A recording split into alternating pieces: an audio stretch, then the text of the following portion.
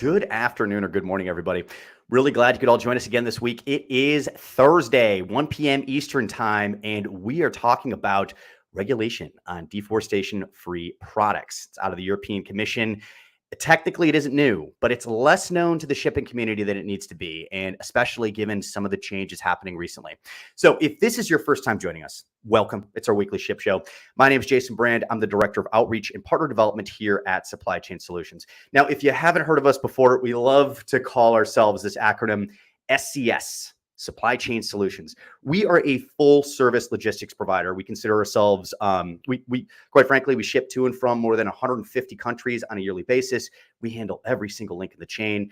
We acquired a customs brokerage house all the way back in 2004, I believe, and we've been really handling everything. We've got millions of square feet of warehousing across the North American continent. Love our inventory management practices. And underneath all of that, we've got this full suite of technology that links everything together, and it can API or it can EDI out to most ERP systems. We've had,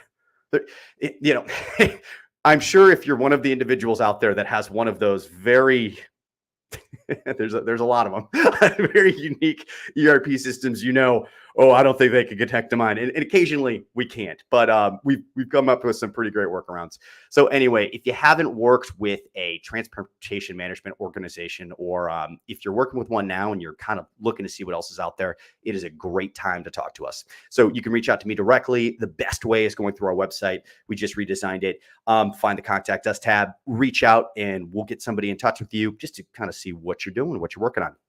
Now, we have an important episode today, and we got to run through an agenda first. But just first and foremost, if you don't digest it quickly, we are on all major platforms as a podcast as well. You can listen to this once more, but this is the legal focused episode, so I want a quick run through an agenda because these tend to be a little thicker with the verbiage. But, I'll try to break this down in easy to remember bites. So starting off, I'm going to give you an overview of EUDR. Then we're going to talk about who's going to be affected by this new regulation, when the enforcement starts, and what you need to do to be compliant. And then naturally, we're going to end this show on how the EU is going to police and sanction this new regulation. So first up, the overview. So first, we've got the EU deforestation regulation. It's also known, as I just mentioned, as EUDR. It came into effect back on the 29th of June of 2023. And currently, we're in the middle of this transitional period. It's an 18-month period before all EU member states must be compliant with the new EUDR requirements. Now, this is not a staggering period between countries, as we've seen with previous guidelines and regulations. All EU member states are going to need to be compliant at the exact same time. That's December 30th, but a little asterisk to that. So December 30th was the original implementation date in which larger companies in the EU would have to be compliant. But in recent weeks, there has been talks of pushing that start date back. So just for today, we're going to focus on the original verbiage, but make sure you keep that in your back pocket. Anytime I reference December 30th, likely we're seeing that date pushed back. So as I just mentioned, the largest companies will have to deal with enforcement first, which is slated for December 30th of this year. The EUDR provisions, they will apply to large and medium-sized companies first, and then on June 30th of 2025, and beyond, the regulation's also going to apply to small and micro-sized companies as well. So the EU has put together 3 guidelines for classifying which organizations fit into that December 30th, wink, wink, deadline versus the June 30th deadline. I'm not going to wink anymore. So just remember that those are up subject to change potentially.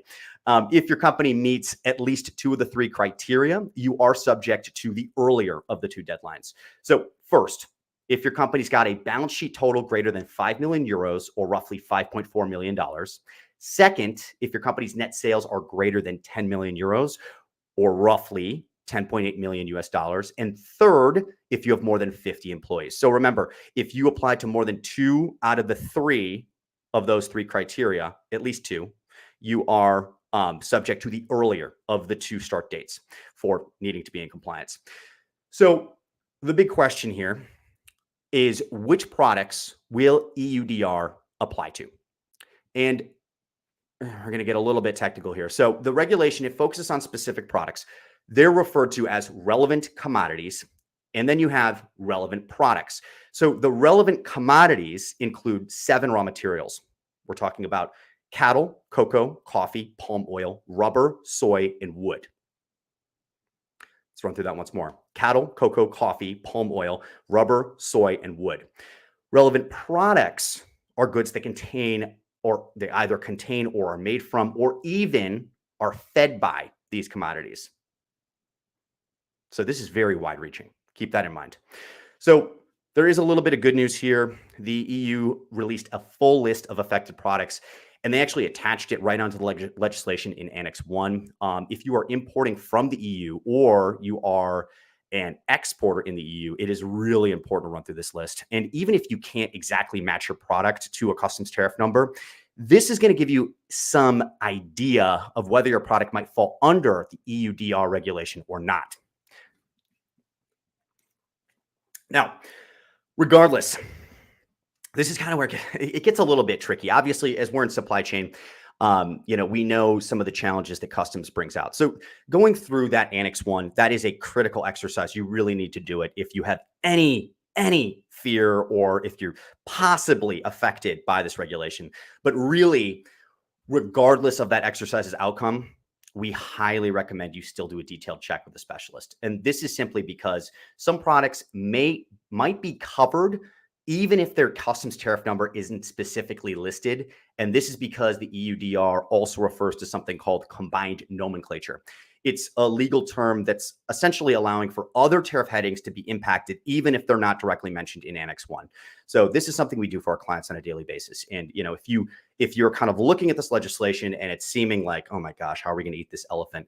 Definitely reach out to us. We can, after just a quick call, we can kind of figure out about how much time it would take, how much effort it would take. We can put together just a scope of work for you, just so you have an idea and you can use that as a comparison point. Obviously, we'd love to work with you as well.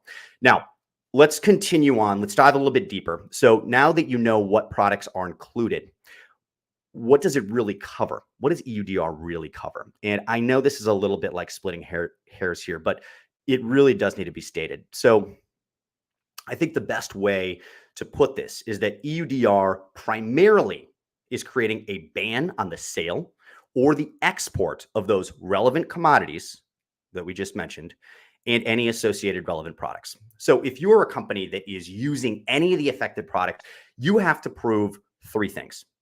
First, it's pretty obvious. You got to make sure it's deforestation free. Duh. Second, you have to make sure any product or commodity was produced following any relevant legislation from its origin country. And then third and finally, you essentially have to sign off that you've done your due diligence. So you need to sign off a due diligence statement for each relevant product or commodity, even if they're from the same origin. So there's going to be a lot of these due diligence signing off statements you're going to need. And, the obligation to comply is completely absolute. If you don't meet those 3 guidelines, you are subject to sanctions. So it's very, very important you do that. Now, to ensure compliance, the EU has made it clear that this regulation comes with a range of control and monitoring powers that include scientific, which could involve isotope testing, as well as technical analysis. And it's going to be determining a product's geodata and more to verify the exact origins of a commodity in question and confirming that they're free from deforestation. So the law states that in cases where there is a high risk of deforestation, authorities can take immediate actions, and they can do things like suspending the sale or availability of products on the EU market as a whole. And this is where it's critical that your company has done this detailed supplier analysis and gone through your due diligence steps, because your organization may be required to act very quickly in certain circumstances to correct or resolve any potential violations. Now, authorities also have the power to impose bans on the distribution and export of certain products, or they can even order a product or commodity to be completely recalled from the market in whole. Now, there is a little asterisk they put there because that is a huge ask. And that asterisk is in certain situations, they will allow recalled products to be redirected to a donation or a charity or just public interest purposes. But, they did also make it clear in certain situations. So that may not be an option every single time.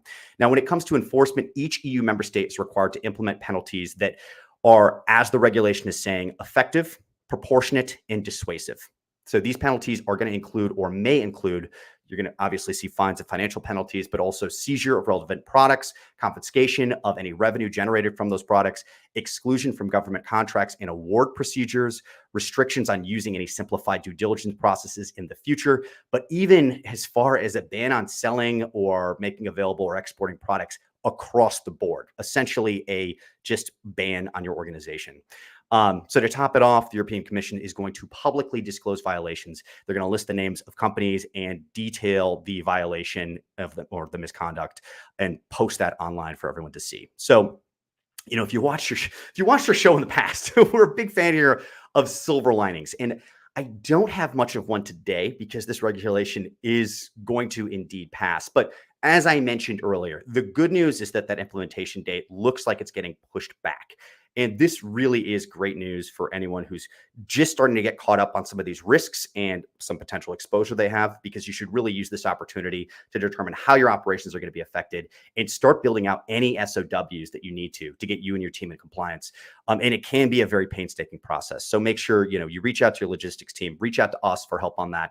But it is something big coming down the pipeline here. We are going to go through some methods you and your companies can use, and we'll post that out in some written and some also follow-up videos as well. But we just need to let you know this is coming down. Big thanks for joining us today. Make it a great week, and we're going to see you all soon. Thanks so much.